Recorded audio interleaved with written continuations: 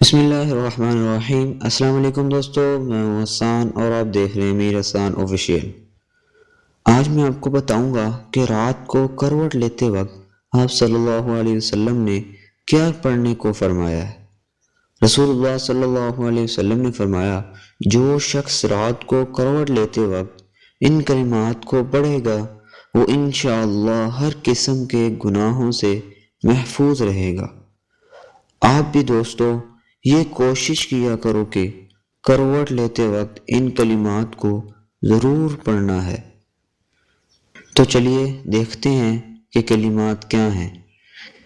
10 مرتبہ آپ نے بسم اللہ پڑھنا ہے اور 10 مرتبہ سبحان اللہ پڑھنا ہے اور 10 مرتبہ آمنت باللہ وکفرت بالطاغوت۔ جو پڑھے گا تو وہ ہر اس چیز سے محفوظ رہے گا جس سے وہ ڈرتا ہے اور کبھی کسی گناہ تک اس کی رسائی نہ ہوگی۔